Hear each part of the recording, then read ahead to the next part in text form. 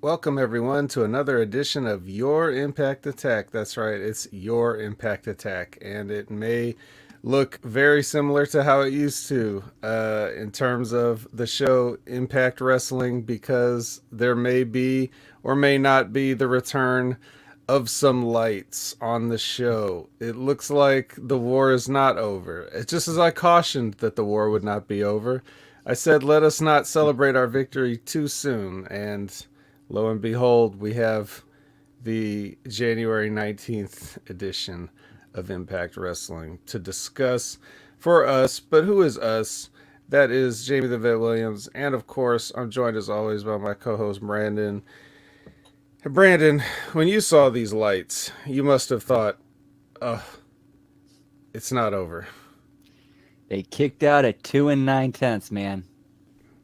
Hmm. Stupid indie bullshit. So, what do you think? You think we have a theory, or should we discuss that later? We can talk about that now. Okay. All right. You said you had a theory. You told me you had a theory of why this might be. Yep. I think it's because Scott Demore is not there, and he was the one who put the kibosh on it. Wow, really? So you think that there's like a Vince McMahon situation where Scott Demore is gone, and they're like, "All right, let's bring back all the lights we used to have," like the Gail Kim of the Triple H of Impact Wrestling is like, "I like those lights. Let's bring them back. Let's bring back light. Let's bring back purple Gargano, and let's bring back red Bronson Reed, and let's bring back like is that what's happening here?" I do not know, but I don't know. I'm kind of looking at Santino here, though. Yes, he shows up on the scene, and all of a sudden the lights are back. Coincidence? I don't think so. Mm. Mm. That's right. Wow. That's I don't know. Yeah, that's an interesting theory. We'll have to see how this plays out over the coming weeks. Now we know they've already got their set of tapings done at Center Stage here in Atlanta, so we'll probably be seeing the same thing for the next, two or three shows. But I mean, they've already got a set of tapings that started 3 days ago. I want to say, because I was always thinking, when they were saying New Year's Revolution, that was going to be some other, shitty pay per view we were going to have to watch. But instead, it turns out that I think that's just what they're branding their set of tapings as, so that it's just going to come out, over the next few weeks. So I guess we'll see if they have lights there on those tapings. Which again, it's not a bad marketing trick to sell tickets. No, sure, it's the end of the month, and you're talking about a New Year's thing, but that's at least it's not February, Right. which is when I think their next pay per view is. I forget what it's called. Who can keep track of all these wrestling pay per views these days? Everybody's got one, but yeah, um, that's the first and foremost thing on my mind when I'm talking about Impact. But before we get into the main episode or the main coverage, is there anything that's been going on in the world that you'd like to talk about or mention, cover? Well, of course, the sad and tragic passing of Jay Briscoe in a head-on car crash. Mm-hmm. That's right. Gotta acknowledge that. This would be the third show of which I have spoken about it, so I've said pretty much anything I need to say. If there's anything you'd like to add, please, the floor is yours. Uh, I mean, I had known of them. I never really watched Ring of Honor or any of their work, but I just knew that they were clips that I had seen of them were that there was something there, and it's why aren't these guys somewhere like on a bigger stage in Ring of Honor? They have the charisma, they have the look, they have the skill. They're unique. They stand out. I mean, they had everything you needed to make it to the top of the business, and at least as far as tag team goes. Yeah. And when I finally got to see them at Impact, I actually see them. It was I loved what I saw, and I wanted to see them go further. And I thought Absolutely. it was really cool that they at least got to have that time there and get to at least hold those belts before, you know, we lost Jay. Right.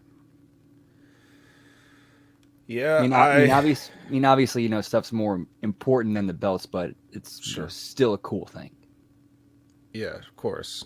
Yeah, it's you know, a lot of people um you know that are discussing this or saying similar things, you know, like, oh, I wish they could have made it to a bigger stage, and you know, I wish more people could have seen them. And you know, I agree, but I also had brought up the point that, you know, we still saw, like, we still saw the Briscoes. We never got to see them suck. We never got to see them packaged into some gimmick that they wouldn't have wanted to do, and that's probably a big reason why, you know, they had their chances to go other places and they just didn't work out, probably for both sides of the equation. They didn't want to do something they didn't want to do, and maybe the WWE or others wanted us, you know, they wanted to do what they always do, which is take something that has succeeded on their own and then put that into a completely different thing and stifle it, you know? And you know, so we never had to watch that happen, which is, that's a good thing. And then we you know, plus those guys had, like, you know, the chicken farm thing is a shoot.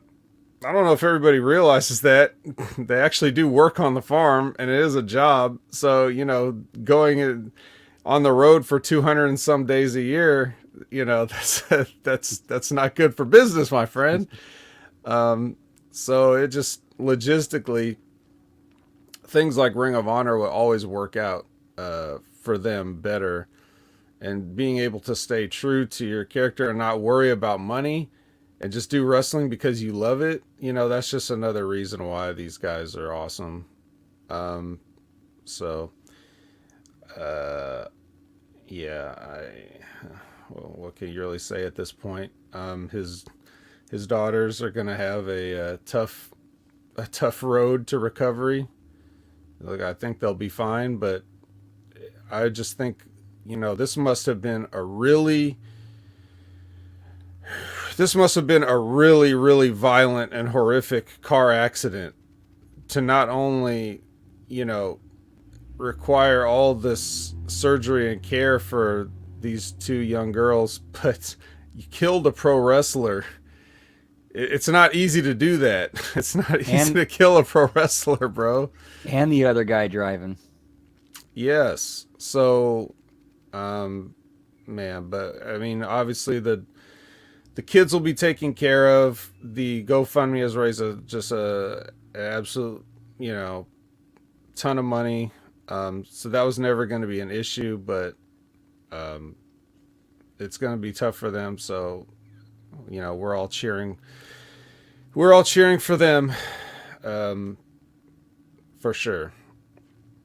Um, but yeah, and that's really, I mean, there's not much else to be said. Nothing else from me to be said. Is there anything else you'd like to add? Uh, you know, God bless you, Jay. May God rest your soul, and may God watch over his family. Absolutely.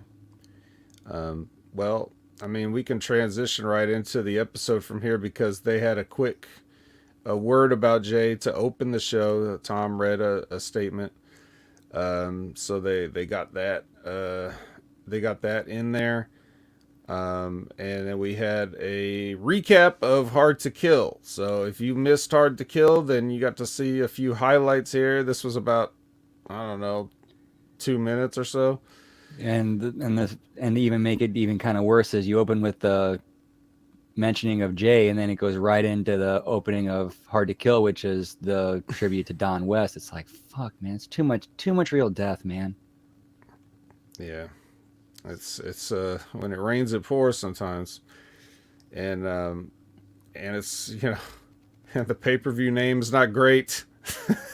Yeah, that was a really, really just sad coincidence. Yeah. There's So there's no way anybody could have timed that. no, of course not. But we so we'll transition to talking about phony shitty wrestling, and we'll try to cheer everybody up. You know. So we're gonna get Mickey James out there. She's got her little in-ring thing she's gonna do.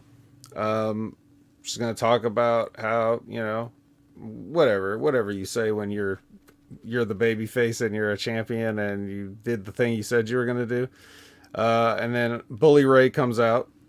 Okay, and then they argue over who needs to leave. And then Tasha and Savannah come out. And so this is quickly turning into a hit everybody's music segment. So you can mark that off your bingo card if that's the thing.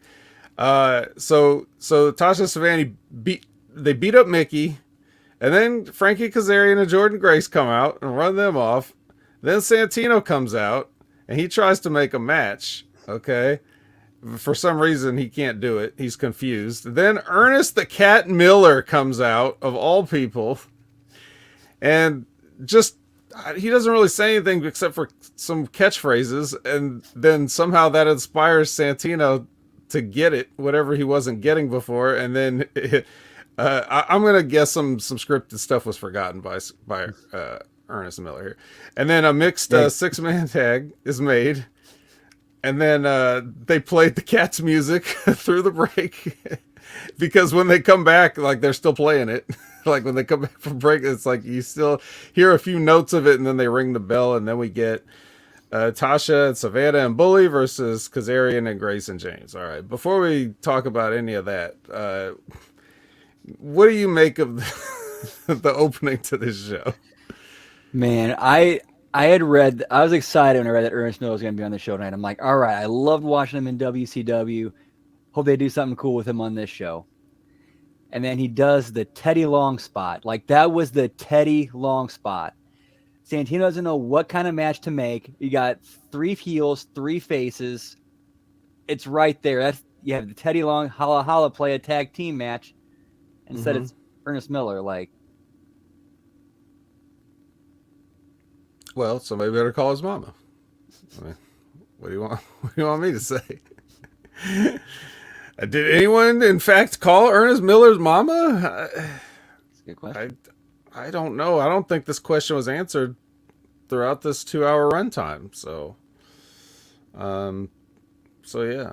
I mean, I love Ernest Miller. Wrong spot for him. Right. Would you put Ernest Miller in? Where was there a spot on the show for him here? Or do we have to wait until we had a good spot for him? Could have had some heels corner Santino, and since Santino is an actual like karate fighter, get some karate backup. That's true. All right. Well, I suppose so. Is he an actual karate fighter? I think Santino is like legit some kind of MMA fighter, some kind of martial arts. Judo for sure. He's probably trading a bunch of other stuff too. But yeah. So, yeah. Well, anyway, it was Santino.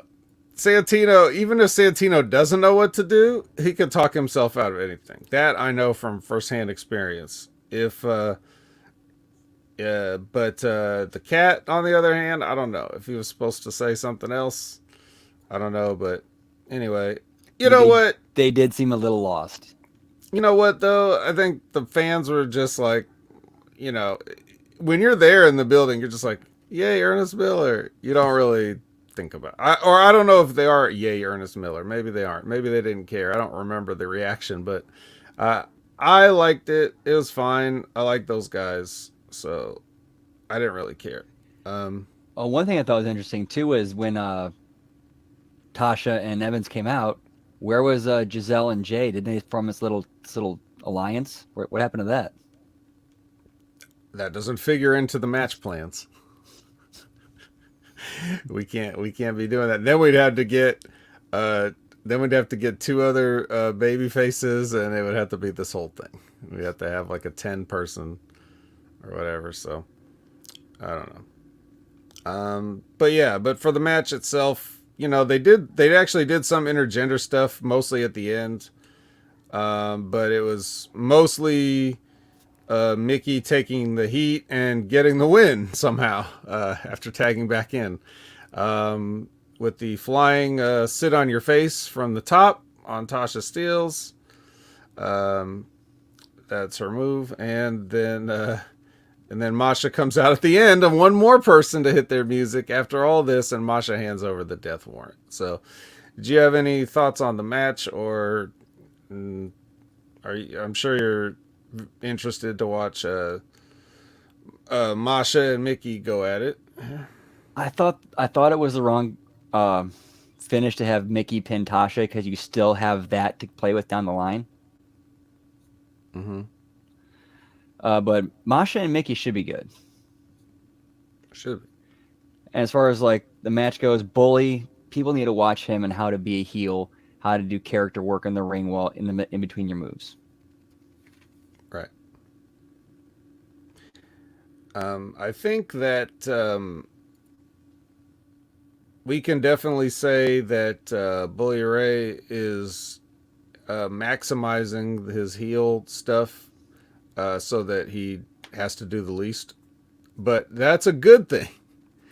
Like, normally I feel like if a Dave Meltzer would say that, people, he would say it like critically and negatively, that Bully doesn't want to do anything. Every goal of every pro wrestler should be to not do anything and get the people eating out of the palm of their hand, I mean, I was always taught get as much out of as little as possible.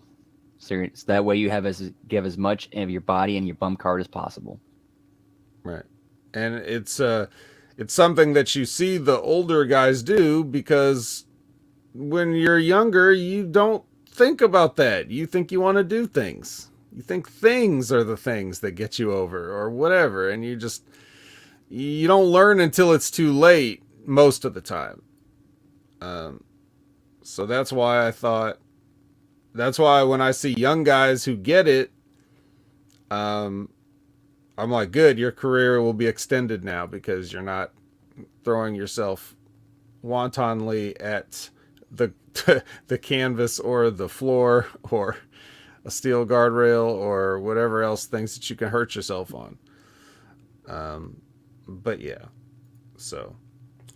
Well, next we see a little bit of Kenny King warming up in some violet-looking light. So this is our first look at the return of the lights.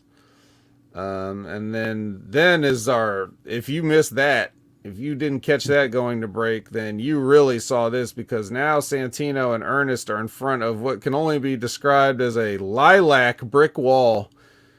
My goodness. And this is the picture I tweeted earlier to restart the hashtag. And I'm once again asking for all of your help in getting the hashtag turn off the lights to trend, and let everybody know we do not like this.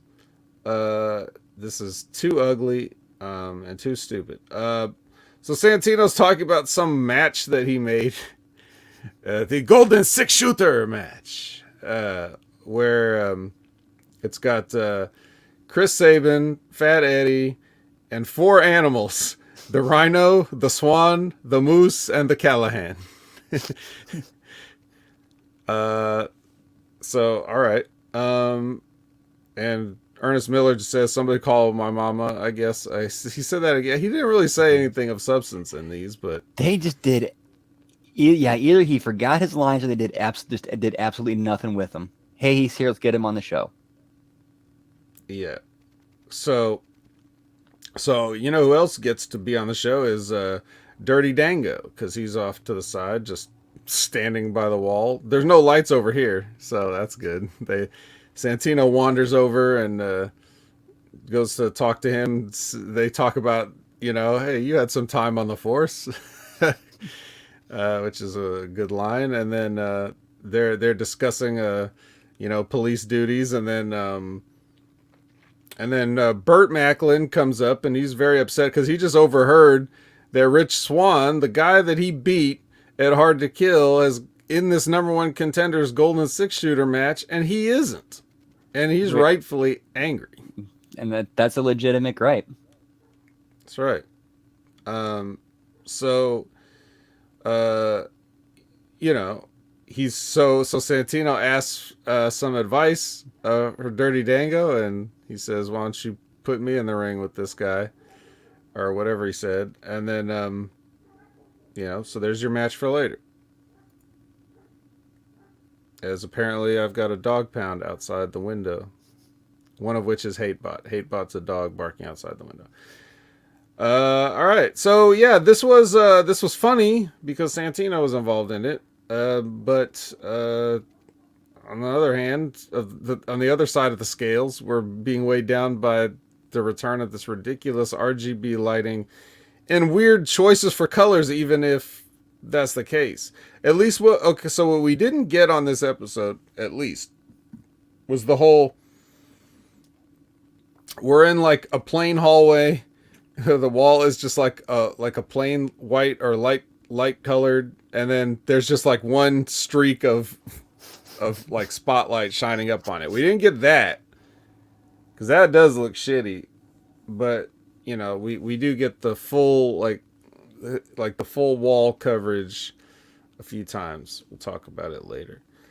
But yeah, so Santino entertaining, Ernest Miller catchphrases, Dirty Dango entertaining, Burt Macklin angry.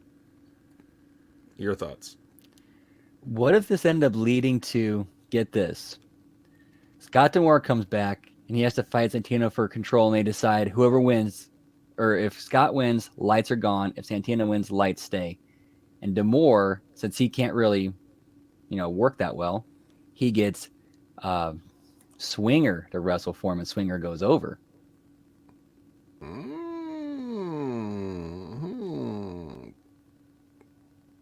I don't think I'm gonna like that. But let's see. Now that you've spoken into existence, you see the influence that we do have. So, yeah, let's keep an eye on that, and let's also keep an eye on Deonna Purrazzo, because she has a match versus somebody named Ashley D'Amboise. I feel like I've seen her somewhere before. Maybe it was in NWA, maybe it was in AEW Dark, maybe I don't know. I think seen her somewhere. They did show some of those clips from her previous work. The only thing I caught from her name though was that she's from Montreal, Quebec, Canada. And that was about it. Okay, all right. I didn't even get that, but it's so my only thing is that there's not much here. Queen's Gambit for the win on this chick. But I gotta say, like, why I don't know why Deonna doesn't go with the full bodysuit, like the full cat suit. She's still going with the bra and long tights look, and so there's just this one exposed area of the midsection where you just see like how the holidays have not been kind to her. I just wish that like if you're going that far and you've only got like 2 inches of skin, like why don't we just get the whole cat suit thing? Just do it. I think at this point, if you're not gonna lose the poundage, and no one's telling you have to, if you don't want to. If you want to look like that, fine. No body shaming, except for maybe a little body shaming, just because we've already had this discussion. She's not fat enough to be the fat girl. She's not going to be Jessica, and it's not a woman thing either. I can't tell you how many times I've seen guys that are on the little bit heavier side say, wear a singlet. Right. It's just one of those things. I'm just not, because she's so close already. Like if she wore just like the trunks like Ashley was wearing here, but she's got most of it covered already. So I don't know, just a thought. But that's just my thought. I mean, what did you think? Did you see anything in this match that was worth talking about? Because something happens here, kind of, that's going to lead into something later, kind of. But I'll get to that when it happens. Yeah, it's just kind of weird with that they're putting her in a showcase match. Like, isn't she kind of she should be in a main knockouts angle? You're talking about Deanna now, right? Yes. Yeah, I think it was just kind of like, go have a match real quick, work with this girl. I think that's probably more what. Yeah, like you remember back in like 97, 98 when they put Lex Luger in the ring with just like these random lower card guys. Like, why? I think that is the reason why. I think it's just a matter of they want to see if somebody has something, so you put them in there with the whatever you think your best benchmark is. I don't think many people could argue Deanna's probably a great benchmark for what somebody can do. So if Impact is taking a look at Ashley, they're probably just like, all right, here, this will give Deanna a win, keep her fresh in everybody's minds, let her show off a little bit of what she can do, and then she can let us know if this kid's worth a shit, and we should like maybe bring her in for another thing. Well, as Hatebot is very hurtful towards Natalia's sister by saying that Deanna still looks better than the cow, who's sisters with Natalia. Which, when you say it like that, who's sisters with Natalia, it makes it sound like a choice they had or something. Like, hey, let's sister up. But nonetheless, she's not on pro wrestling TV. She's only on her own whatever social media. So I'm not gonna disparage Natalia's sister, just like Big E didn't disparage her. So anyway, Gia is scared, and she finds PCO by some more lights down in the basement of the building, and he's by some more of those lights, maybe a red one, maybe a purple one, I forget. And this section of chain link fence, and she's just asking him about. She wants to ask him what are his thoughts, I guess. And he's just like shaking the one piece of fence and screaming, Fat Eddie's name. Well, he doesn't say Fat Eddie, but he says Eddie. He just screams Eddie over and over again. But if he throws in a Fat Eddie, I will pop on this show. Fat Eddie. That'd be great. I think so. So yeah, I mean, all right, here he is. Here's PCO. And that's like, I'm pretty sure that's all the PCO that's on here, right? So, I believe so. Yes. I guess it probably doesn't sound as weird, like to a person, if you're gonna be taping multiple, episodes of something, to just have this, because then he's also probably gonna do something else, and then so whatever. But we see it, it's only like, that's it. Same thing with well, we'll talk about it. Right. We keep forgetting this is multiple sets of tapings. That's probably just what he's doing for that episode. There's obviously more he did if he's going to be there. Right. But sometimes, even like on a whole set of tapings, barely get like a couple minutes out of somebody, but they've got to be there for like hours and hours. It's got to be terrible. Javi has his own theory on what PCO's angry about. Maybe since he's supposed to be the Frankenstein, part of what was constructed and was Puppet the Psycho Dwarf. Oh.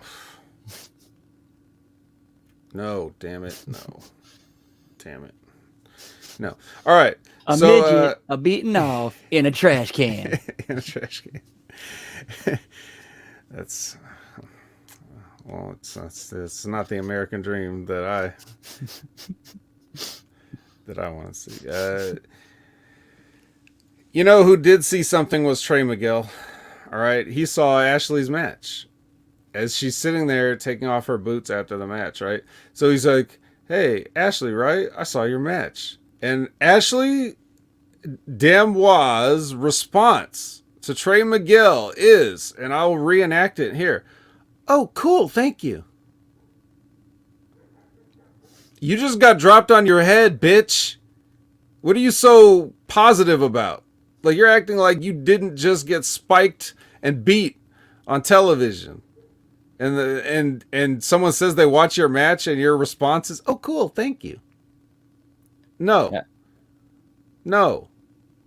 And So if you were using Deanna as a test, you don't have to. She ain't got it. Move on. Okay? She's probably sleeping with somebody that's in charge of things around here right now. So, just save yourself the time when you kick her to the curb. Don't bring her back for any more tapings. Go ahead.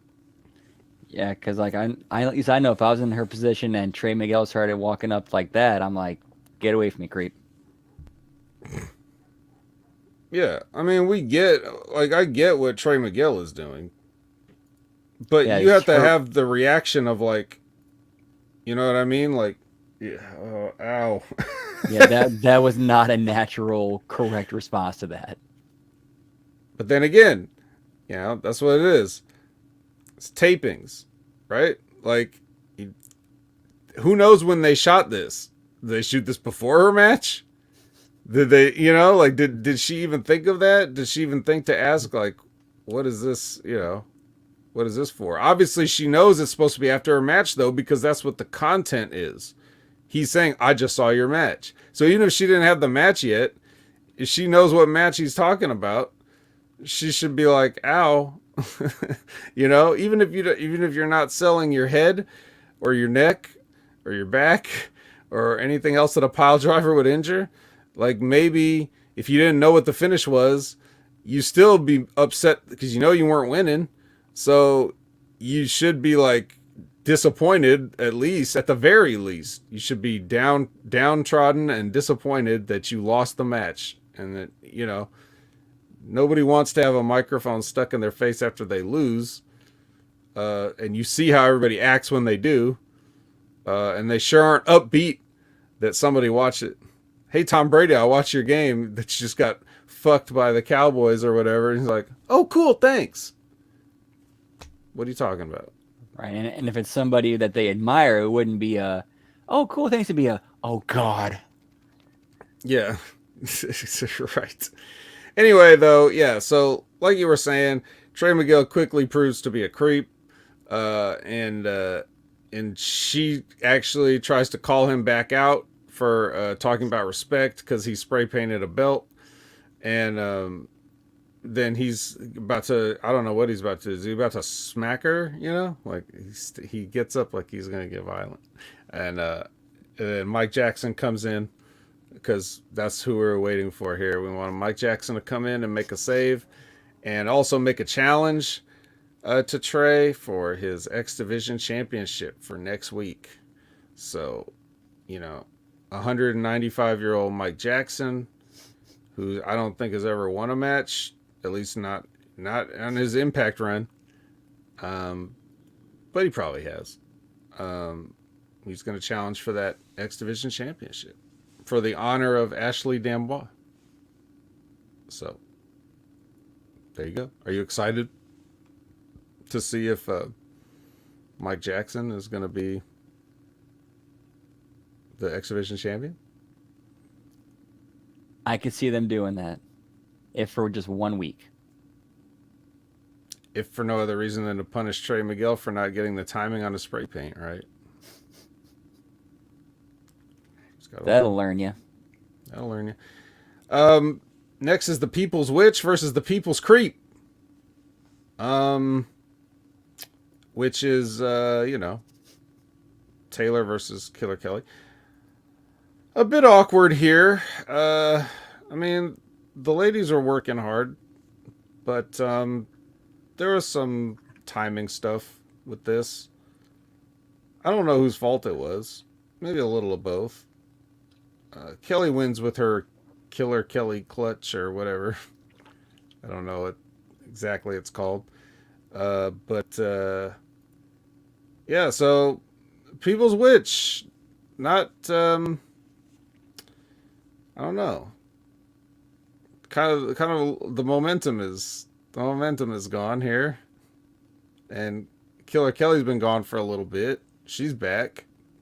She's picked up right where she left off, getting wins, but it is also doesn't seem like there's quite a direction for her either. So, what do we do? Like, where do we go from here with both of these ladies? No clue. I mean, you would think the natural pairing and program would be Taylor Wilde and the Death Dolls.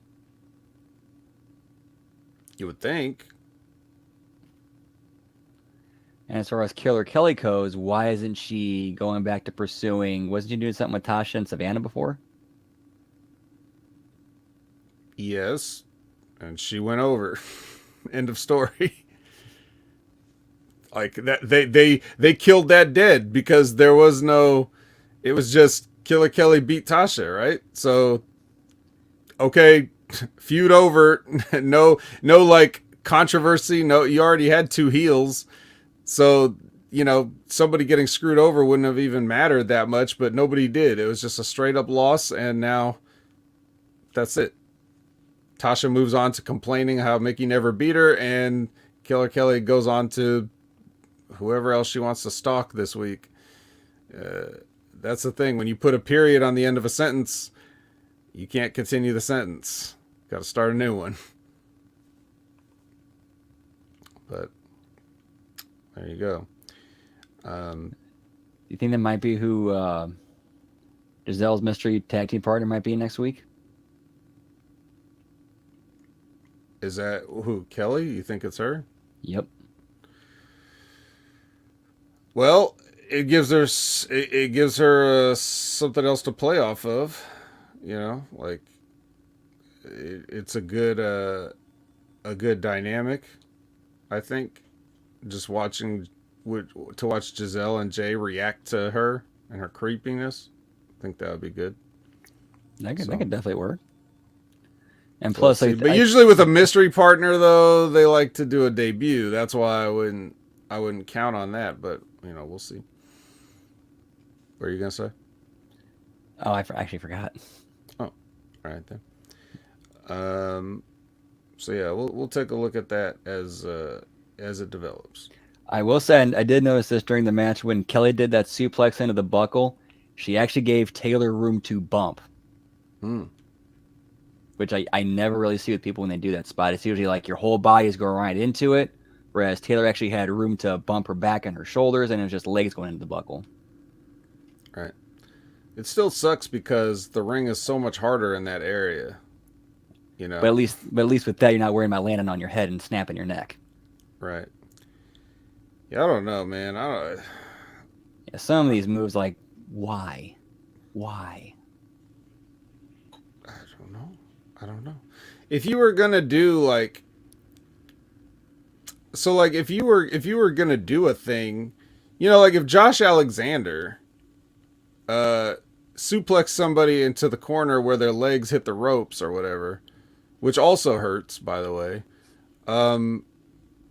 I could understand that because then it's like, oh, he's gonna soften up that leg for the ankle lock, even though we've already discussed how that's bullshit. You don't need to soften it up for anything. You can completely grab a fresh leg. You threaten to pop the knee out, and that's it. And they give up. There's no, oh, my leg hurts, so I have to give up due to the pain. No, it's not like that. But just saying for an example, if anybody has like some sort of a leg submission hold and you're, suplexing people into buckles, okay. But Killer Kelly has a neck choke, so it's like, as if there's any other kind of choke. She has a choke. Killer Kelly chokes your arm out. No. So choke your wrist out of your socket. Yeah, so what really does it matter if you suplex somebody's legs in the buckles? It sucks. You guys that haven't been in the ring don't know how much it hurts to even touch those ropes sometimes. Like if you just take a turnbuckle, right? And if you don't hit the turnbuckle completely square and you go and you hit those, like, you hit the corners of the ropes or the cables, which most people use cables. Really only the WWE uses ropes, but most people use the cable. it's so tight there in the corner. That's the tightest point where it's hooked in. If you hit that thing, like it hurts so bad, it's gonna bruise, it's gonna scrape. It's awful. And when you and if you're getting dropped on it, like you drop your legs on it, that rope barely moves. So it really hurts. It's like you getting hit with like a stick or something.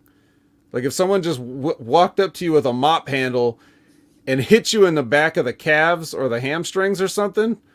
Like imagine how that would feel, and that's still a little more comfortable than getting dropped on the ropes. Like those things are fucking dangerous, and nobody really thinks about it until you've been in there. That was one of those surprising things, you know, like yeah, it's like, oh look, they just bounce right off of those and keep running. Yeah. Remember what happened to Enzo? Yes. Yes, I do. So, you know, more reference. But yeah. So that's I don't know. But that's what these guys want to do, so let them do it. They'll find out. And hate by Jinx Jinx with his comment. I guess that's as close you can get with a digital Jinx or whatever. So yeah, BTI, little bit of BTI. They showed, or they said they said they didn't really show. Did they show anything for BTI, or did they just talk about it? It was the in-ring segment with the design and Callahan. Yeah. This was after he supposedly beat somebody on their orders. Oh, yeah, Delirious. That's what it was. Design ordered Sammy to take out Delirious after they had already won the match. So he gives them a pile driver or whatever. That's what it was. That's right. And then the next thing is Diener's explaining that the process is 7 steps. And next week, he detailed the first 2 steps. And then next week is step 3. Win the match and bring the title back, or there will be consequences. That last consequences part was added by Khan grabbing him and saying there will be consequences. Like, for example, having to do another promo segment in front of this hideous lighting again. Jesus, here's another instance of these guys with their damn lights, just lighting things up everywhere with lights and everything. But yeah, other than that, this is just more.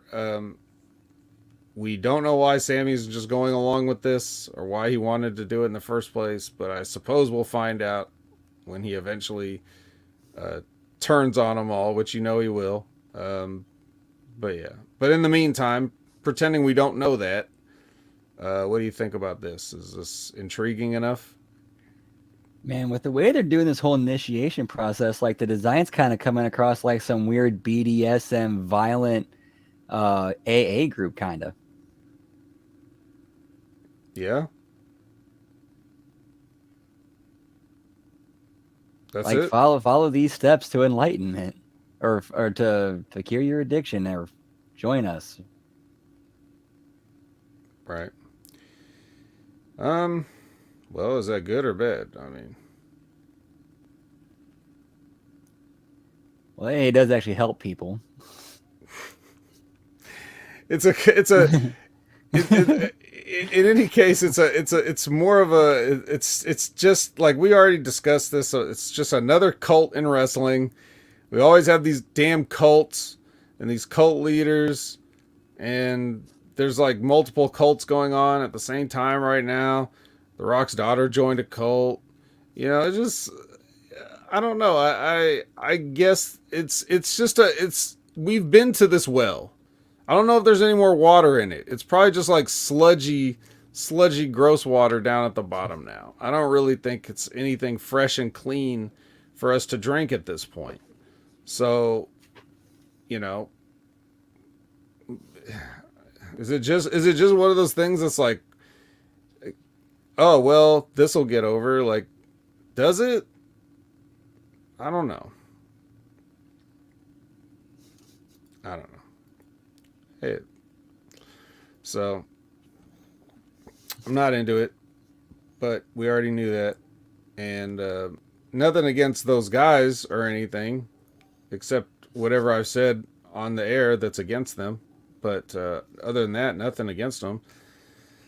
Um, Everybody knows I'm not a fan of Sammy, so that's whatever. But the other guys, I don't really, other than Diener being involved with killing a man on television, I don't really, nothing against him or nothing against Khan or nothing against Alan Angels, except that he's just exactly what's wrong with wrestling today.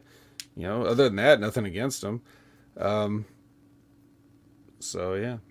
Um, let's go to something that's a little more right. Uh, so Santino is back with Josh Alexander, and Santino is incorrectly explaining the meaning of the word palindrome to Josh. Uh, he's um, and so as this relates to the 6-shooter, I think the word that he's trying to he would be trying to explain the definition of is homonym, but he said palindrome, and that's just Santino's genius. Like, I'm pretty sure he knows that it's wrong, and that's why it's funny. Um, I'm sure everybody knows what a palindrome is, right? I don't have to explain that, do I? This is a wrestling podcast. Should I explain it? No, everybody knows it, right? Brandon, tell the people what a palindrome is. I think I know what it is, but I don't know what it is off the top of my head. Like, I know what one is, but I can't like match the name to the thing. All right. Well, if no one says it, Liz is going to say it probably. We're going to wait for Liz to say it. Josh Alexander is the human form of Ambien, says Hatebot. I don't know. Well, there's a few more. There's a few more boring people. Oh, Hatebot got it. Yes. Oh, Liz got it at the same time. It's a tie. All right. But his comment came in first. Liz probably had to put down the crocheting equipment to type. That's probably why she didn't make it. But yeah. So that's funny. And then anyway, Giselle and Jay make their case for getting a rematch for the tag titles for Giselle. And then Santino's like, you don't have a partner. And then Alicia Edwards just walks by and he's like, hey, Alicia, you want to be Giselle's partner? And she's like, no. and then a random woman walks by and he's like, you want to be their partner? And she's like, no. So people don't want to be Giselle's. They don't want to be Giselle's partner. Why doesn't Jay just do it? This is Impact Wrestling. They don't give a shit. Just let him be a knockout. We already had an intergender match on this show. So, I don't know. But anyway, yeah. So that was that. What'd you think? Anything noteworthy? And then I really just more Santino being an authority figure, getting him on the show more.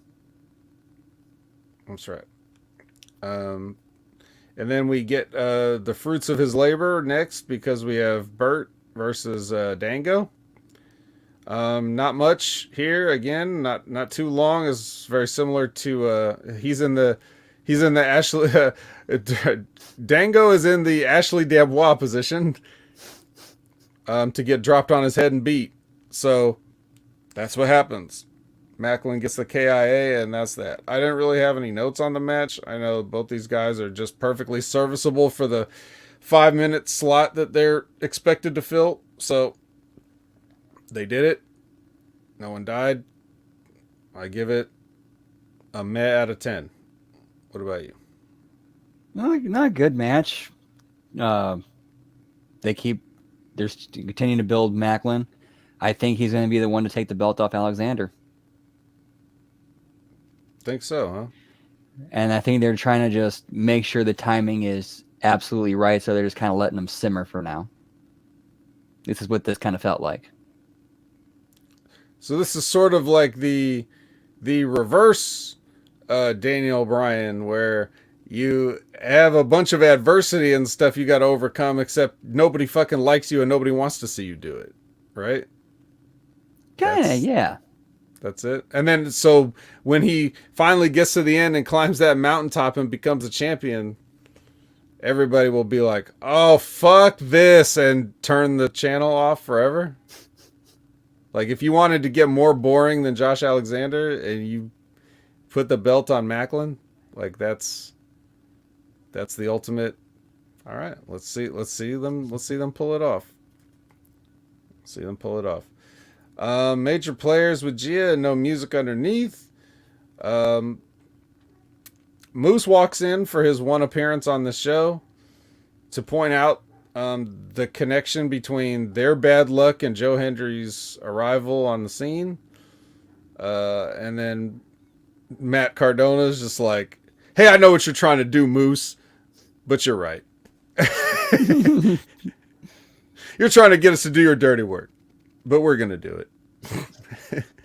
So, I'm an idiot who plays with toys. Yeah, that's basically what he said. If you missed it, don't go back and watch it. I basically just reenacted the whole thing.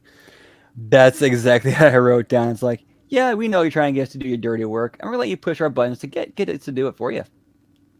Yeah.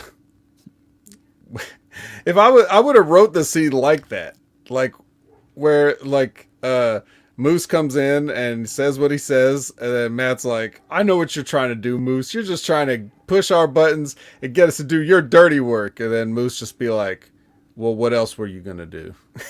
You know, like there's nothing else for you to do here. Anyway, there's rumors about that we've heard the rumors that Chelsea is gonna be back with the WWE anyway. And now there's rumors that because Zack Ryder, something about the trademark of Zack Ryder. Yes, Matt Cardona himself now owns it. Right. So they're gonna so the word is that they're gonna bring him back to do whatever he was going to do before he left, which was to be like a player coach, like a road agent and a featured performer. So we could see the return of Zack Ryder as soon as the Royal Rumble. Even imagine the pop that he would get as compared to some other people that they're going to try to bring out that will not get pops. And it's always the saddest part of the Royal Rumble when someone comes out and people are just like politely applauding. Like, yeah, I think I heard of you before, maybe. So, what do you think? Think Zack Ryder in the Rumble?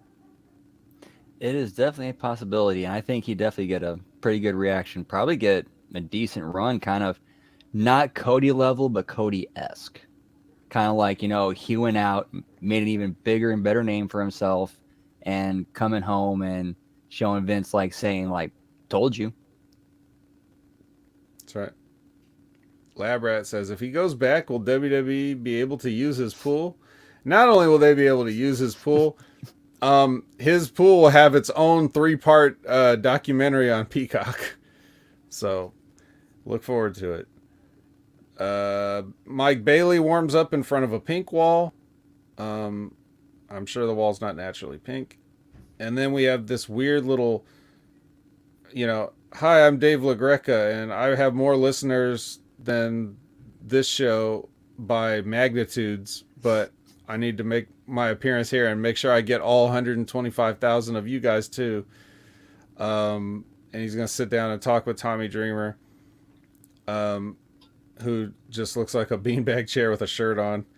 And, I'm not going to recap what they said. I'll just say that Tommy says that, he and Bully are going to war. That was his main go home tagline to get you interested in this. That Tommy Dreamer may lose matches, but he doesn't lose wars or something like that. I think he loses wars too. I'm pretty sure I've never seen Tommy Dreamer win anything important.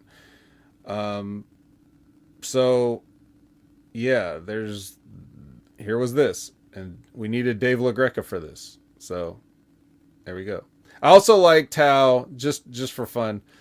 I also liked how Tommy said that like that the Sirius XM radio executives say you guys can't air your dirty laundry on the air. I'm like, no, they didn't. No one ever said that. Nobody's ever talked to you from Sirius XM with your sweatpants and t-shirt. No one's ever talked to you.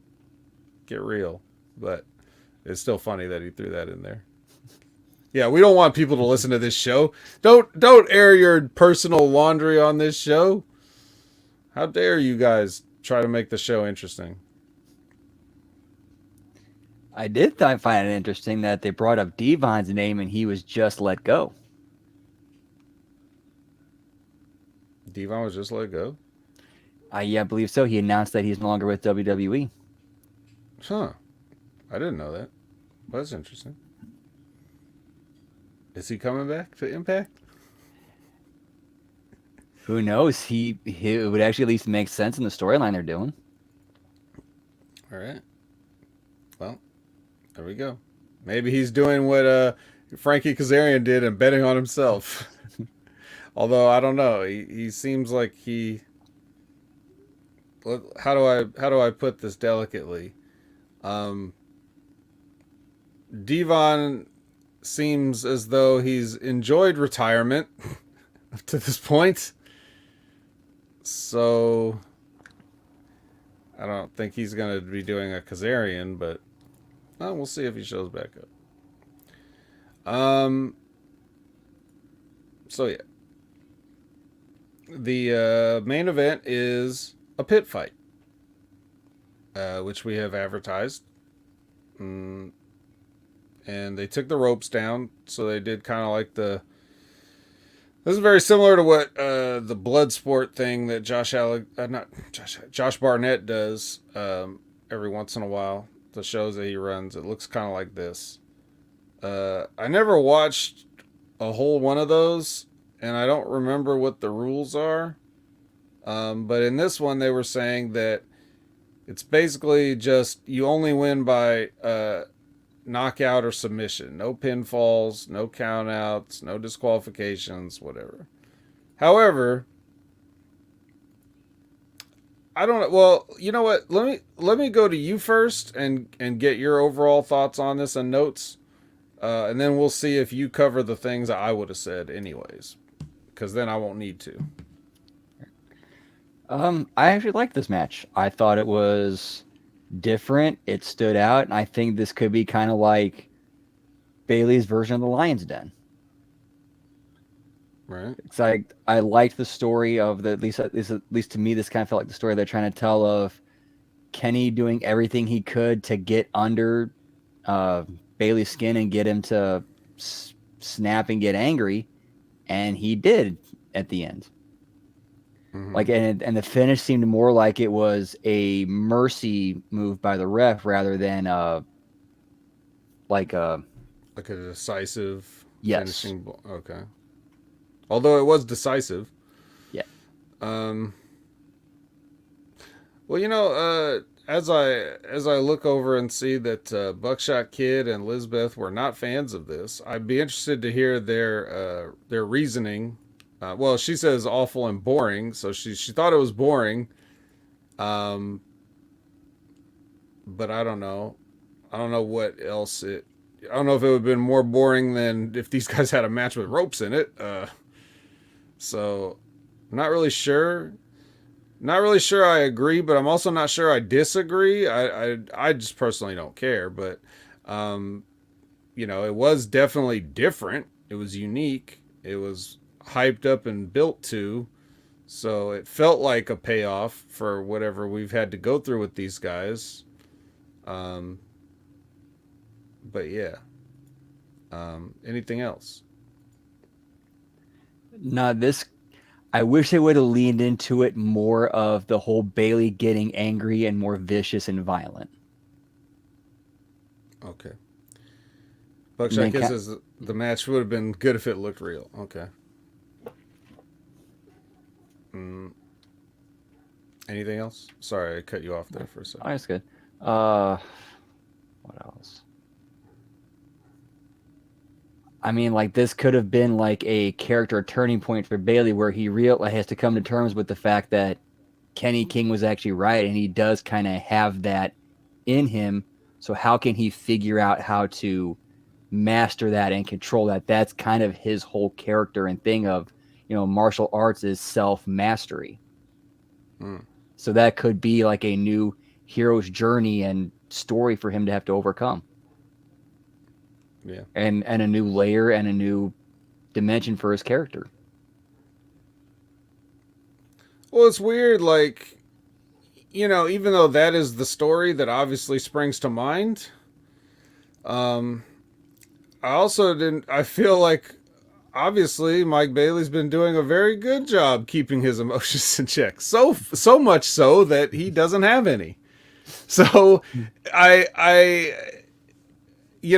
think that Kenny King pushing him to show another side of himself is a interesting idea, but I I don't really think that's like now it's like, oh, now Mike Bailey's going to be out of control and has to keep it. I don't think that we've already done the keep your emotions in check with Josh Alexander for God knows how long, and that sucked.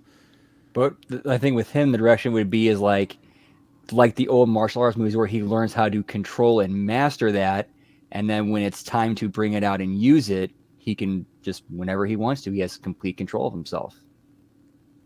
I see.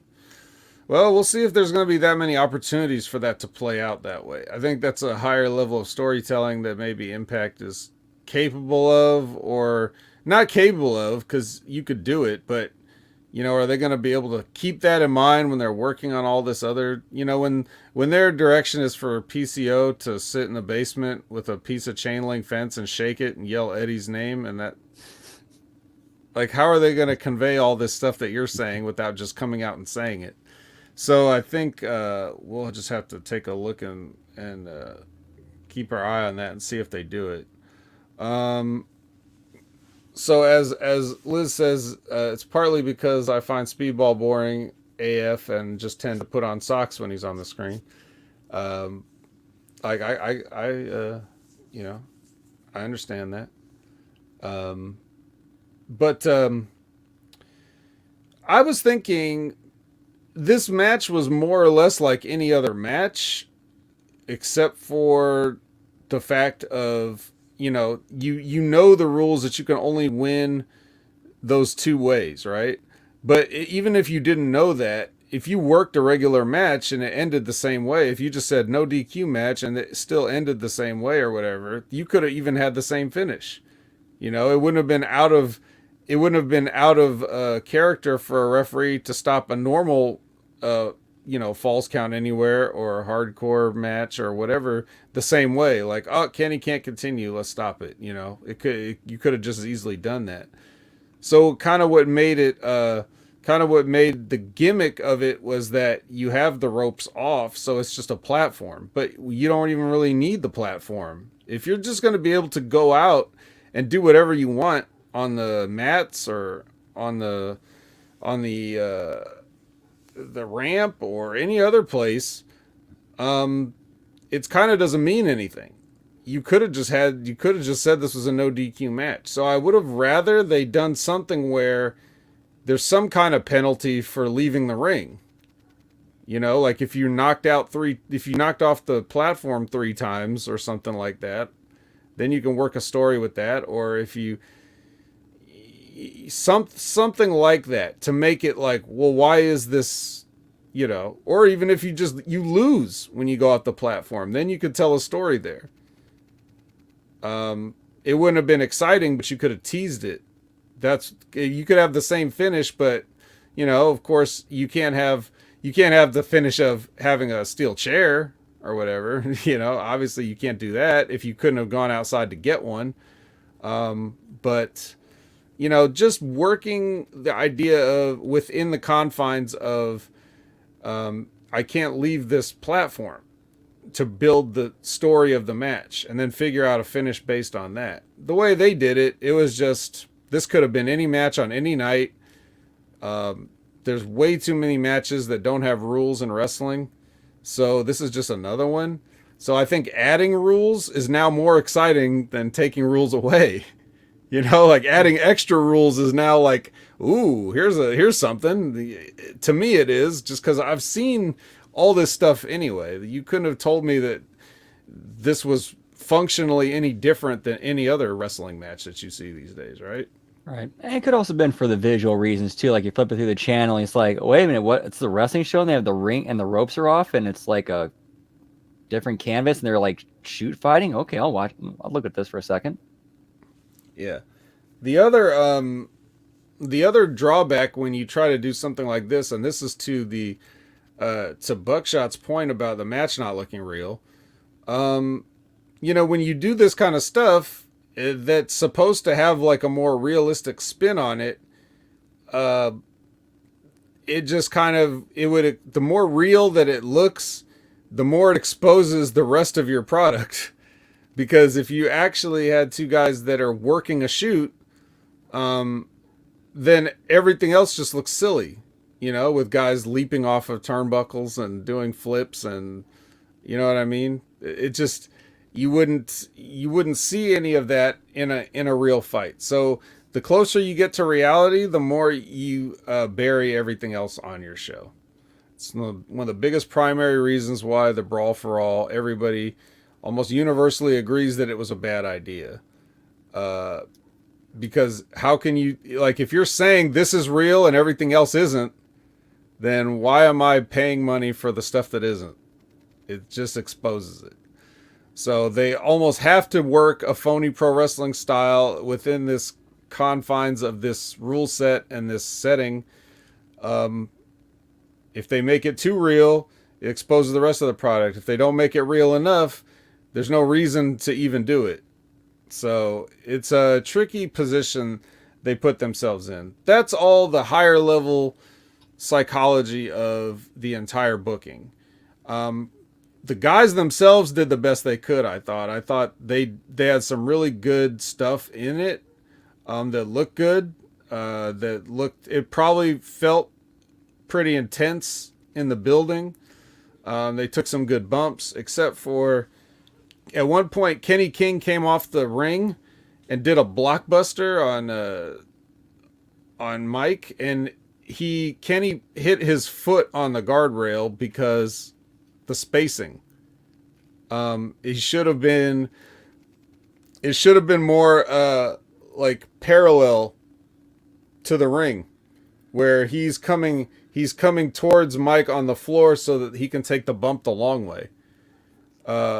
He did it perpendicular to the ring, and he ended up going feet first in the guardrail, and I guess he was okay, but it looked for a second like he might not have been. Like he could have twisted his ankle landing in that barricade. So, you know, I'll always be wary of guys taking those bumps like right in that little space between the ring and the guardrail. So he should have known better than that. But other than that, I thought they did their best, and I didn't mind it. There was some cool stuff, like some good hard kicks that send them flying out of the ring, which is a good visual.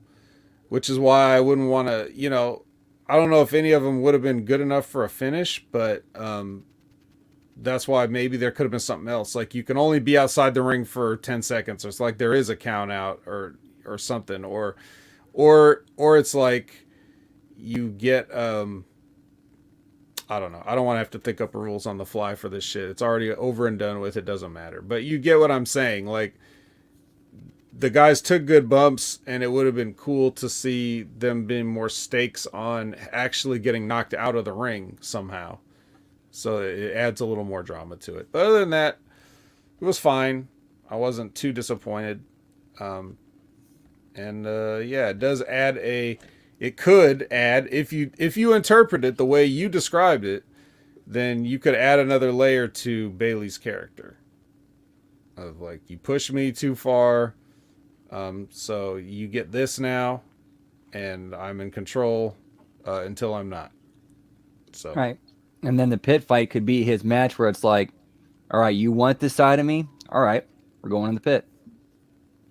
right. So So yeah, there you go. That was Impact Wrestling for January 19th from Center Stage in Atlanta with the return of the lights. So I guess that's we'll just have to see what happens next week. But we have a few extra minutes. So if anybody has any other questions or comments or other things that you want us to discuss, we'll give you a little AMA time, I guess.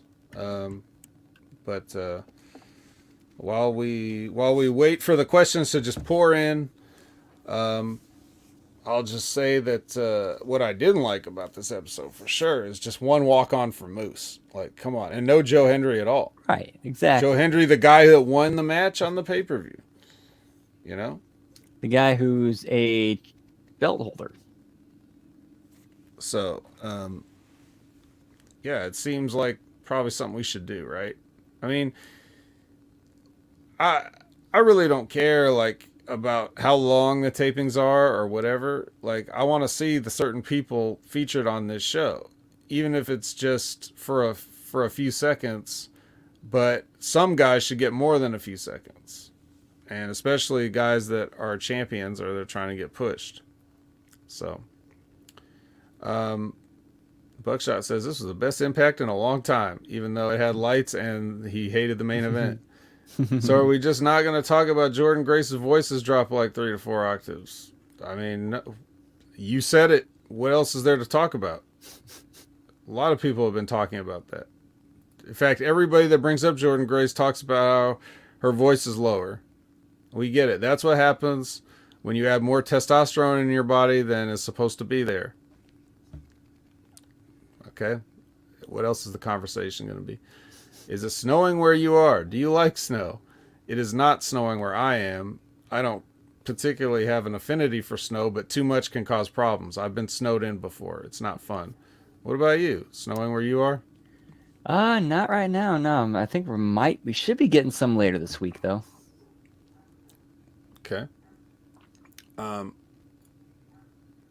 What's this? John Jones is finally going to fight a heavyweight. How about that? Says who? I'll believe it when I see it. I'll believe it when he's standing in the ring getting introduced by Bruce Buffer. Until that happens, don't even bring it up. So, was tonight's Raw brought to us by Geritol? I can't wait to fast forward through it. That sounds like the Scott Hall of watching wrestling. Raw's supposed to be good tonight, man. I can't wait to fast forward through it. Welcome to Monday Night Quill. Tonight's main event is a bottle of Geritol on a pole match. We gotta go. Good night. Power Slap was pretty funny. I mean, I guess I didn't watch it. I'm a normal human. I wouldn't watch that. Every week her voice is lower and she wears more glitter, says Liz, talking about Jordan Grace. It's about to snow here in Colorado. It's Haybot. I shoveled 7 inches of snow today. There's probably an inappropriate joke to make. Let's see. Yeah. So, yeah, Liz is going to the Royal Rumble. She's flying out on Friday. And she's got a big weekend planned, so that should be fun. And we'll be getting I asked her for a full report on the event whenever she gets back, so she can make that as detailed or Cliff's notes as she wants, and I will read it out for everyone. Maybe here, because if I do it on the Next Level Wrestling review, it's gonna be like a 5-hour show already. In any given Next Level Wrestling review, it could be longer than a WWE pay-per-view. So I try to keep it. I try to keep it down. Like, my goal is to get 2 hours, and there's always like an extra 15-20 minutes or whatever. So I'm like, okay, if I can keep it at 2.5 hours by aiming for 2 hours, that lets me know that I'm gonna have like that 30-minute cushion no matter what. You know, like if we blasted through it in an hour and a half or whatever, the show's still going to take 2 hours somehow. So um, that's what's gonna happen there. Can we get a review of Poppy's new album? The most recent Poppy album was what was it called? I forget. It wasn't I Disagree. There was another Poppy album. But it was good. Like a lot of 80s sounding rock in it. It's different sound for Poppy. I like it. I'll give it a 8.5 out of 10. Let's see.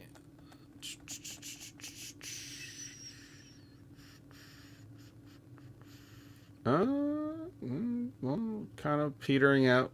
So that's He said Peter.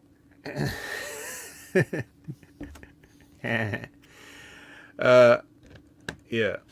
So I guess that's gonna wrap it up for us.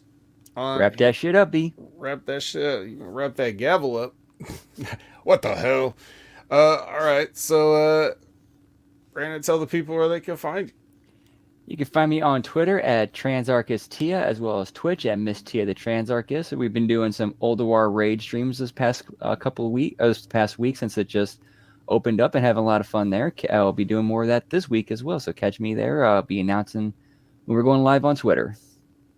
All right, raiding it up. Warcraft. Plead the fifth. 1, 2, 3, 4, 5. There are so many amendments to the Constitution of the United States of America. Yeah, you can find me at Opinion Haver on all your favorite social media platforms. Twitter's one, Instagram's one, TikTok is one. I don't post on it, but I have an account, and I don't have the app on my phone, but I have an account. So you could still add me, and you'll probably never get accepted because I would have to log in to accept you. Snapchat's another one. I just took the name just so no one else can have it. That's what I do. PlayStation, Xbox, Opinion Haver. If you want to watch me play some of those PlayStation games on Twitch, you can twitch.tv/Opinion Haver. It's always a good time hanging out with you guys and talking about the things that we may not have had time to discuss here on our Hameen Media Group channels. Speaking of which, Hameen Media Group, big things going on in 2023. Sure, you're all very excited at what you've seen so far, and you'll probably be even more excited at things to come. For myself, I'm going to be found on the Next Level Wrestling Review, as mentioned. We're going to have a fantastic guest this week, very timely and relevant for me, and you'll see why when you tune in at 8 a.m. Pacific, 11 a.m. Eastern, to watch that in a couple of days. And then you'll also see me on the Smack Attack, filling in indefinitely whenever Enright decides that he's able to do it. If he's not going to see William Shatner somewhere and he wants to do an episode, then we'll do an episode. And we talked a lot about the things that have been going on with the WWE. Well, not so much with the WWE. We mostly just, I gave him the chance. We talked about Jay Briscoe, another discussion about that. Then we covered the latest episode of SmackDown. So if you didn't check that one out, please check that one out. If you really can't get it up of the vet, you're going to get sick of him in 2023 because, boy, it feels like I'm going to be doing a lot of shows. If you didn't see, let's say, so Wrestle Kingdom Night 2 just happened, and it was the big New Japan Pro Wrestling versus Noah event, in which some of you may have seen. This guy Kitamiya and Okada get into I don't know if I said that guy's name right. What's the guy's name? I don't know. It doesn't matter. But Okada got into it with they try to drum up some business in a tag match. He kicked Okada in the face, and then it turned into like a big ass brawl, and they threw the match out. So that was interesting. But if you're interested in hearing more about that kind of stuff, then over on the PWC network, I've done a Wrestle Kingdom 17 review with Jimmy T. So we cover that whole event and a bunch of other side tangents that you'll want to check out. So the PWC Network, if you guys are not following the PWC Network, then you might want to, because they are definitely affiliated, and they do the Rampage Uncaged on Channel Attitude every Friday or Saturday, whenever it goes up. But they're definitely doing that show. So get used to all those guys. Dr. Jeff Littman, who was trying to get booked on the Next Level Wrestling Review, and I vetoed that. I said we're going to push that back. He's already been on way too more recently. I can't have him on again this soon. So he's going to get to the back of the line. And let's see what else is going on. Oh, Brandon, you're fat. I'm sorry. I just have to tell you that. I'm fat. We're all fat. We tried our best during the holidays, but we end up fat. So, we had a chance to, we had a chance to sign up for the Stevie Richards Fitness discounted programs, like where he was selling all his programs for like just $10 and $10 each. And like, we blew it. We didn't do it. And what are we supposed to do now? Well, I'll tell you. We've got the Big Fitness Show with Big Stevie Cool and Big Mike Behrens that comes out every Wednesday. So after Next Level Wrestling Review, head on over to Stevie Richards' YouTube channel and you can watch the brand new episode of the Big Fitness Show. And it'll be episode 4 this week. And it's a great listen. So check that out. They have different topics that they cover. Including the most recent. Well, they've done the intro, like explaining their show. Then they've done the show about New Year's resolutions. Then they did a show about, what I think it was like, I forget what the main topic was, but they were talking about home gyms and like what kind of equipment is good. What do you need to think about when you're putting together a home or garage gym? Like in terms of all kinds of things logistically, not just price, but space, like your living space, like are your ceilings too low for certain equipments or things like that. So that may not necessarily resonate with everybody, but they're going to have new topics every week. So check out the Big Fitness Show with Stevie Richards. Wrestling with Rip Rogers is always on YouTube everywhere. They're not behind a paywall unless you sign up to become a member, and then you'll get exclusive bonus matches of Rip that Von Lilas will upload to the channel. And every Friday is like a live Q&A, and sometimes I may be featured on the Q&A if I feel like, A-ing some Q's or asking some Q's or whatever I may feel like doing. I'll pop in from time to time, but you should always pop in and check those guys out because their dynamic together is pretty hilarious. Von Lilas has found the key to getting the most out of the Rip magic. So there you go.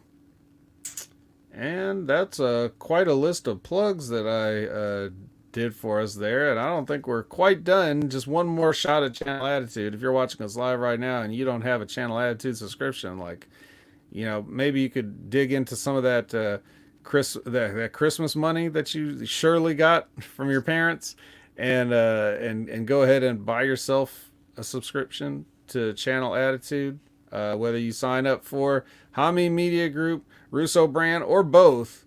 It's gonna be cheaper than whatever coffee you were about to go sit in line at Starbucks or Dutch Brothers or whatever these trendy places are, and you were just going to sit there and wait for that and then pay the $10, and then you're also going to not even talk about all the gas that you were burning while you were waiting in the drive-through line and the gas that it took to drive there and all that other stuff. All that money that you spent, you say, one day, I'm not doing that. I'm staying home and I'm going to sign up for Channel Attitude. You get a month, and then you can go back to the other 29 days of waiting in line for coffee. But you already paid for your coffee, and you got an entire month of two brands, media brands of shows that have tons of content that you couldn't possibly listen to if you just did it nonstop all month. And you've got the entire history of everything we've ever done available at your fingertips to access. You'll be listening to it for the rest of your life for just under $10. That's a steal at twice the price. So don't make us make it twice the price. All right, just sign up for channelattitude.com. And I think I've done just about everything I need to do here at this point. For Brandon, I've been the vet, and I don't have a sign off line.